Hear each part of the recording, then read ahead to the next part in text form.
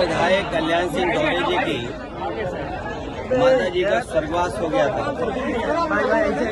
आज उनके परिवार में कार्यक्रम था, उस कार्यक्रम में शामिल होने आया था।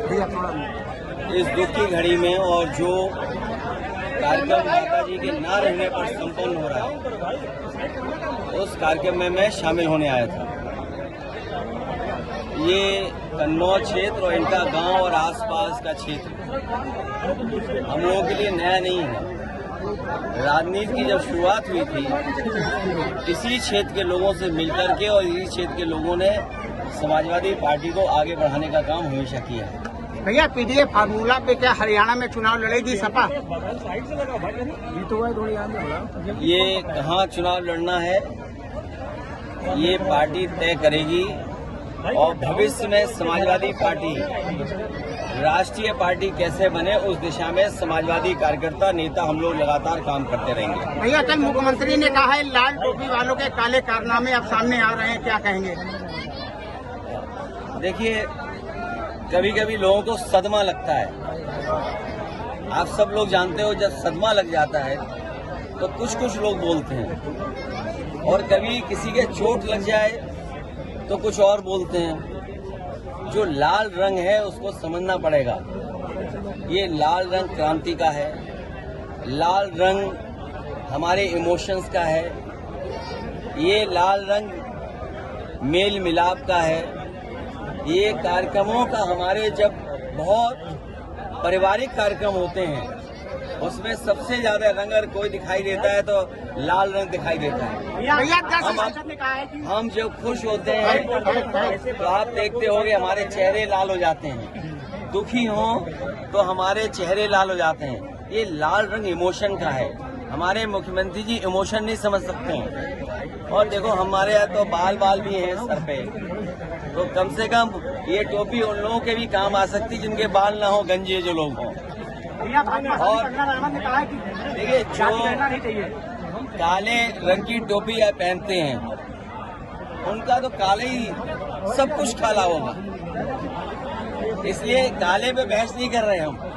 हमारा लाल रंग मेल मिलाप का है, अगर खुशी का है, त्योहारों का है। हमारी देवियों के जितने कार्यक्रम संपन्न होते हैं, दुर्गा माँ का लाल रंग, हमारे पारिवारिक कार्यक्रम होते हैं, लाल रंग सबसे ज्यादा इस्तेमाल होता है। आखिरकार नाराजगी क्या है? इसीलिए मैंने कहा, ये जो हार का सदमा है, जो हार की वजह से सदमे से नहीं उभर पा रहे हैं, इसलिए उन्हें हर जगह लाल लाल लाल रंग दिखाई दे रहा है। भैया, कई स्टेशनों के नाम जो है वो चेंज किए गए हैं, उसमें आपका भी एक ट्वीट सामने आया है। आज अस्पतालों की हालत क्या है? आज अस्पतालों की हालत क्या है? जो अस्पताल बनाए गए थे समाजवादी सरकार में, वो भी अस्पताल नहीं चला पा रहे। स्कूल की व्यवस्था ठप हो गई, बच्चों को जो फल मिलते थे वो नहीं मिल पा रहे हैं, खाना जो स्वादिष्ट मिलना चाहिए वो नहीं मिल पा रहा है, ड्रेस नहीं, कपड़े नहीं, उनके पास पढ़ाई के लिए कोई इंतजाम नहीं। और जो महंगाई बढ़ गई है, इन्हें लाल रंग याद आ रहा है, लेकिन जो महंगाई बढ़ गई उसका याद नहीं आ रहा है इनको। जो बेरोजगारी फैली उसके बारे में नहीं बोलेंगे। तो ये तमाम सवाल हैं जिन सवालों का सरकार के पास जवाब नहीं। कन्नौज के लोग क्यों भूल जाते हो? इसी जिले में एक बेटी को बताओ पिता क्या चाहता था। इसी जिले में क्या एक बेटी को नहीं लटका दिया गया, जान नहीं चली गई उसकी? कोई चर्चा कर रहा है उसके बारे में? और बगल का जिला है, दो लोगों की जान गई, कि हत्या की गई, कि आत्महत्या कर ली। सरकार के पास क्या जवाब है? सरकार के पास कोई जवाब हो तो बताए सरकार। और यहाँ पर इसी जिले में क्या बेटी को एक फांसी पर नहीं लटका दिया गया? उसके परिवार वाले क्या संतुष्ट हैं उससे, जांच से? और केवल यही नहीं, 2 जिले नहीं, पूरे उत्तर प्रदेश में देख लो, हर दिन घटना हो रही है बेटी के ऊपर। छोटी छोटी बालिकाएं हैं, उनके साथ घटनाएं हो रही हैं। सरकार क्या कर रही है आखिरकार? सरकार इसीलिए जानबूझ करके इधर उधर वाली बात कर रही है, क्योंकि वो सरकार की जिम्मेदारी है कि सुरक्षित हमारी माताएं बहनें रहें। कोई दिन नहीं जा रहा जिस दिन चेन स्नैचिंग नहीं हो रही हो। सीसीटीवी में हम लोग देख रहे हैं, लगातार वो घटनाएं मिल रही हैं, सूचनाएं मिल रही हैं। आप देखिए, पूरे उत्तर प्रदेश में जो हमारे व्यापारी हैं, उनके यहाँ लूट हो रही, सुल्तानपुर में करोड़ों रुपए की लूट हो गई। सरकार क्या सो रही थी? सोचिए आप, दिन दहाड़े लूट हो गई। सीसीटीवी में कैद है, हर कैमरे पे चल रहा है, हर न्यूज चैनल पे चल रहा है। और उसके बाद ऐसा ही नहीं कि घटना और नहीं हुई है उत्तर प्रदेश में, और जिलों से भी खबरें आ रही हैं कि जहां पर घटना इस तरह की लूट की हुई है। तो सरकार क्या सो रही है? क्या कर रही सरकार? अयोध्या में सर्किट रेट से जमीन बनाने का प्रस्ताव। देखिए, गरीबों से जब जमीन ले ली गई, जब गरीब ये मांग कर रहा था कि वहां पर सर्किट रेट बढ़ा करके 4 गुना और 6 गुना मुआवजा दिया जाए, तो सरकार ने वहां का न सर्किट रेट बढ़ाया, न किसानों को मुआवजा देने के लिए वो इंतजाम नहीं किया। और जब बड़े लोगों ने, कारोबारियों ने और खासकर बीजेपी के लोगों ने जमीन ले ली, बीजेपी के लोगों को मुनाफा मिले, वो ज्यादा पैसा कमाए, गरीब जो जानकार नहीं था, उसको जानकारी नहीं थी, वो सस्ते में जमीन बेच गया, सस्ते में ले ली। और अब जब जमीनें बीजेपी के लोगों के पास पहुंच गई, बड़े कारोबारियों के पास जमीन पहुंच गई, तो सर्किट रेट बढ़ाया जा रहा जिससे उन्हें मुनाफा ज्यादा हो। हम लोगों की ये मांग थी कि किसानों से जमीन ली जाए तो सर्किट रेट बढ़ा करके ली जाए, तब सरकार ने सर्किट रेट नहीं बढ़ाया।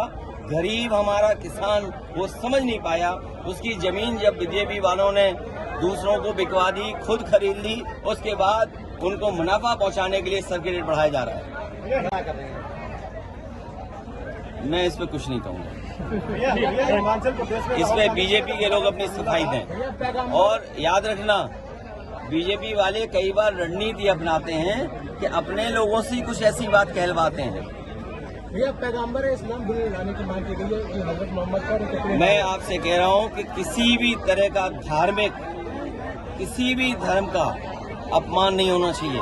हमारे मुख्यमंत्री को नहीं देखा, बांग्लादेश में चिंतित हैं, देश के प्रधानमंत्री को चिंतित होना चाहिए। और जब देश की सरकार ये कहती है कि पॉलिटिकल पार्टीज जवाब न दे जनता में, अपने विचार न रखें, क्योंकि ये सरकार के जिम्मेदारी बनती है, वो लिहाज विपक्ष के लोग कर रहे हैं, लेकिन ये लिहाज भारतीय जनता पार्टी के लोग नहीं कर रहे हैं। सरकार इनकी, प्रधानमंत्री इनका, विदेश मंत्री इनका, तो किसने रोका है कि सुरक्षित न लोग रहें? जिम्मेदारी किसकी? और विपक्ष को कहा जाता है कि फॉरेन मैटर्स में आप कुछ बोल नहीं सकते। हिमाचल प्रदेश में प्रधानमंत्री और महाप्रधानमंत्री ने सैलरी लेना बंद कर दी है। राहुल गांधी का जो खटाखट फार्मूला था, अब तो सैलरी लेना बंद कर दी भाई। जीएमडी नीचे, चलिए, पत्रकार साथियों का भी बहुत धन्यवाद।